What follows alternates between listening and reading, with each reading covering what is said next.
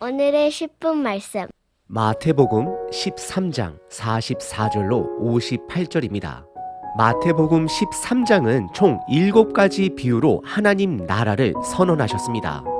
첫 번째 비유는 4가지 밭의 비유였습니다.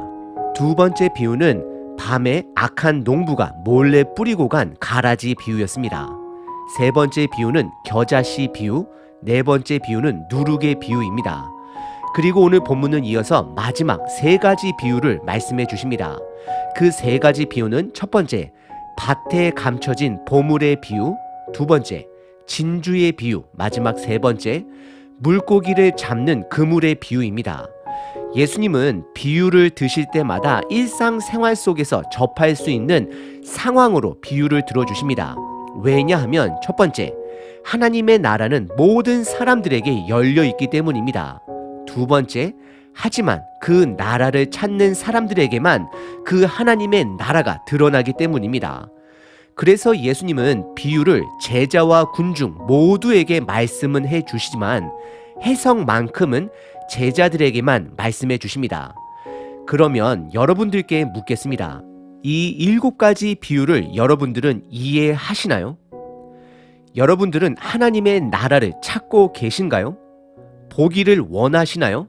아니면 보여지면 그냥 보고 안 보이면 그냥 많은 군중들과 같은 마음은 아니신가요?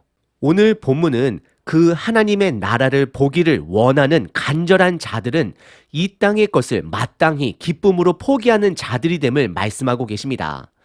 다시 한번 여러분들께 묻겠습니다. 여러분들은 하나님의 나라를 보기를 위해 이 땅의 어떤 것도 포기할 마음의 준비가 되어 있으신가요? 사실 이 질문은 잘못된 질문입니다.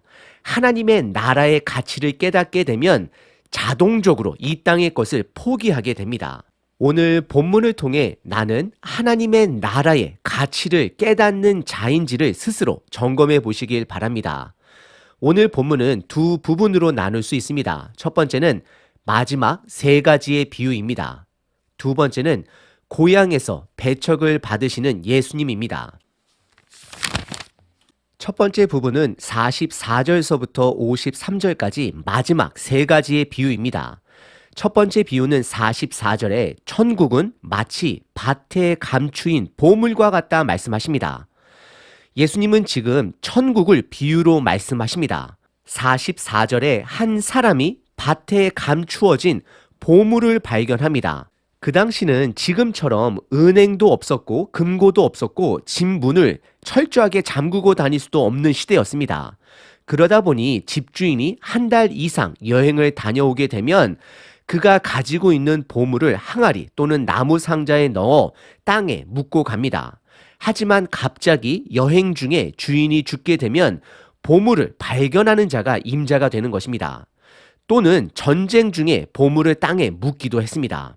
오늘 본문에 보물을 발견한 사람은 그 밭에서 일을 하는 소작인으로 여겨집니다. 잠시 여기서 이 비유의 중요한 방향 2가지를 말씀드립니다. 첫 번째, 예수님은 지금 도덕적인 것을 말씀하고 있는 것이 아닙니다. 두 번째, 법적인 것을 말씀하고 있는 것이 아닙니다. 예수님은 지금 그 당시 종종 있었던 일상생활 속에 한 사람의 마음에 집중하십니다. 그러면 우리도 예수님이 집중하시는 그 한 사람의 마음에 집중해야 합니다. 그 농부는 그 보물을 발견하고 첫 번째 숨겨둡니다. 두 번째 매우 기뻐합니다. 그리고 세 번째 돌아가 본인의 모든 소유를 팔아 그 밭을 무리하게 구입합니다. 왜냐하면 그 밭이 좋아서가 아니라 그 밭에 보물이 있기 때문입니다. 그렇습니다. 우리가 이 땅에서 하나님의 나라의 가치를 발견하면 이 땅의 것들은 어느 것이든지 농부처럼 기쁜 마음으로 포기할 수 있다는 것입니다. 그런데 문제는 그 하나님의 나라의 가치를 보지 못하는 것이 문제입니다. 그래서 예수님은 하나님의 나라는 감추인 보물이 된다라고 말씀을 하십니다.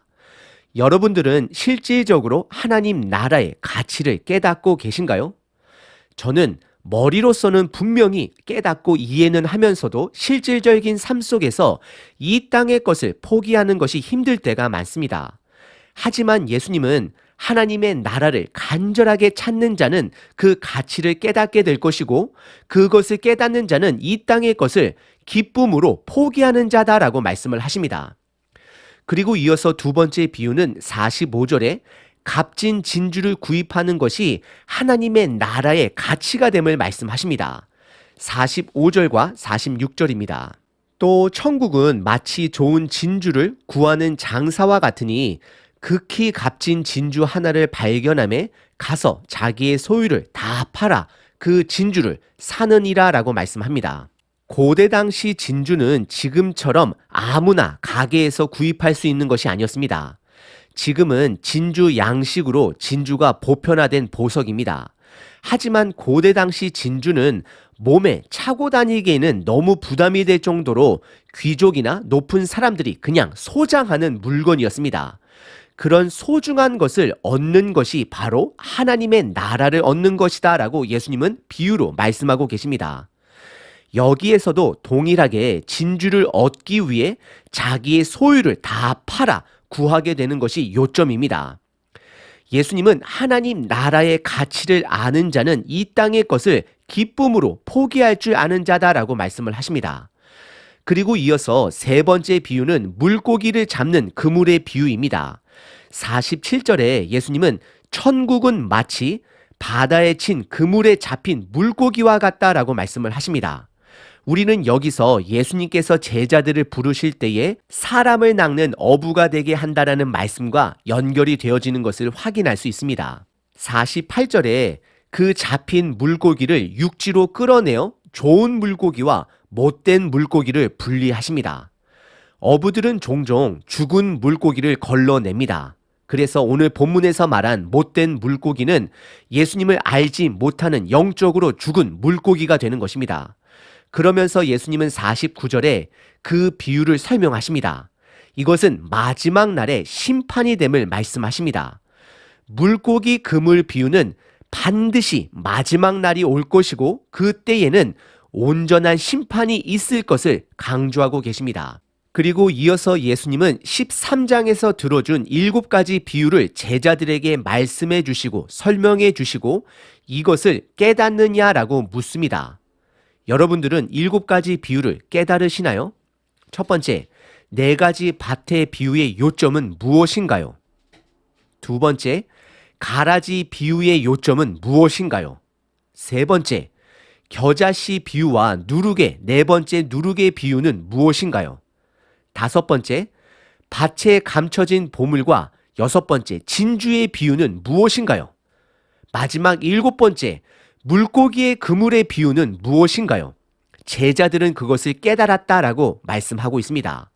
그리고 예수님은 52절에 너희들은 하나님 나라의 새로운 서기관이다라고 말씀을 하시며 그들은 하나님의 나라의 말씀을 가르치는 자들이 됨을 말씀하고 있습니다.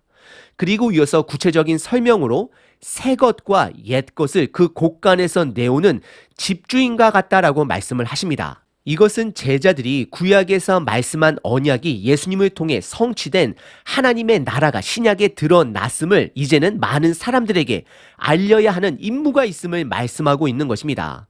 그리고 53절에 예수님은 다른 곳으로 하나님의 나라를 가르치기 위해 드러내기 위해 이동하십니다. 오늘 본문의 첫 번째 부분은 마지막 3가지 비유를 설명하시고 제자들에게 사명이 있음을 알려주십니다. 두 번째 부분은 54절서부터 58절까지 예수님이 자라난 고향 나사렛에서 배척을 받는 내용입니다. 54절에 예수님은 고향 회당에 방문하십니다. 예수님이 태어난 곳은 베들레헴이지만 예수님이 자라난 곳은 작고 보잘것없는 나사렛 동네입니다. 예수님께서 회당에서 하나님 나라의 천국 복음을 가르치시자 사람들은 예수님의 가르침에 놀라워하며 크게 3가지 뭐뭐뭐 아니냐라고 반응을 하십니다. 첫 번째 뭐뭐뭐 아니냐는 55절에 이는 그 목수의 아들이 아니냐입니다. 예수님을 목수의 아들로 기억하는 것입니다. 마리아는 예수님을 낳고 요셉과 결혼하고 자녀들을 낳았습니다. 하지만 마리아의 남편 요셉은 일찍 세상을 떠난 것으로 보여집니다. 그래서 예수님은 요셉의 직업인 목수를 이어받아 생계를 그 가족을 이어가고 있었습니다. 참고로 그 당시 목수들은 나무와 돌을 두 가지 일을 다루는 일들을 하였습니다. 그리고 두 번째, 뭐뭐뭐 아니냐는 예수님을 한 가족의 일원으로만 보는 것입니다. 55절에 그 어머니 마리아, 그 형제들 야고보, 요셉, 시몬, 유다라 하지 않았느냐라고 묻고 있습니다. 그리고 세 번째 아니냐는 그 누이들은 다 우리와 함께 있지 아니하냐입니다. 이들은 예수님의 권능을 인정하지 못하고 있습니다. 종교 지도자들은 예수님의 권능을 사탄에서 왔다라고까지 말을 하였지만 지금 예수님 마을 사람들에게 있어서 예수님은 그들과 얼마 전까지 함께 있었던 그냥 평범한 마리아의 아들 목수였던 것이었습니다. 이들은 예수님을 통해 드러난 하나님의 나라를 보지 못합니다. 왜냐하면 예수님의 권능을 인정하지 않기 때문입니다. 그리고 예수님은 57절에 선지자가 자기 고향에서 자기 집에서 배척을 당한다라고 말씀을 하시며 그 당시 고대에서 자주 사용된 속담을 말씀하고 계십니다. 그리고 58절에 예수님은 그곳에서 그들이 믿지 아니함으로 많은 권능을 드러내지 아니하셨다라고 말씀을 하십니다. 오늘 본문의 두 번째 부분은 천국 복음을 전할지라도 반대가 있을 것을 의도적으로 예수님은 보여주십니다. 이것이 바로 앞으로 제자들이 겪게 될 그들의 삶이 되는 것입니다. 오늘 본문은 13장의 7가지 비유의 마지막 부분입니다. 오늘 본문의 밭에 감춰진 보물과 진주의 비유는 하나님 나라의 가치를 드러내고 있습니다. 그 가치는 이 땅의 어느 것과도 비교할 수 없는 절대적 가치가 되는 것입니다. 그래서 이 땅에 어떤 값을 지불하더라도 그 보물을, 진주를 차지해야 함을 말씀하고 있습니다. 그렇습니다. 우리는 하나님의 나라를 위해 이 땅의 것을 포기하는 것이 아니라 하나님 나라의 가치를 알기 때문에 자동적으로 기쁨으로 이 땅의 것이 눈에 들어오지 않게 되는 것입니다. 포기가 되어지는 것입니다. 그리고 예수님은 이어서 물고기 그물의 비유를 말씀하시며 반드시 마지막 날이 올 것을 말씀하시며 심판이 있을 것을 말씀하십니다. 예수님이 심판을 강조하는 것은 심판받는 자들에게 심판이 있을 것이다. 즉 돌아와야 함을 말씀하고 있는 것입니다. 그리고 더 나아가 마지막 날까지는 악과 선이 함께 존재합니다. 그래서 믿는 자들에게, 의로운 자들에게 고난이 있고 핍박이 있는 것입니다. 실질적으로 예수님은 본인이 성장한 고향 나사렛에서 배척을 받았습니다. 여러분들은 예수님 나라의 가치를 깨닫고 계신가요? 그렇다면 이 땅의 것을 기쁨으로 포기할 수 있어야 합니다. 오늘 하루도 하나님 나라의 가치를 깨달아가며 예수님이 주신 그 임무를 수행하는 저와 여러분 되시길 바랍니다. 하나님, 하나님의 나라의 가치를 깨닫기를 원합니다. 그래서 이 땅의 것에 매이지 아니하고 복음의 자유함을 얻고 예수님의 주신 그 사명을 감당하는 우리들이 되길 원합니다. 아멘.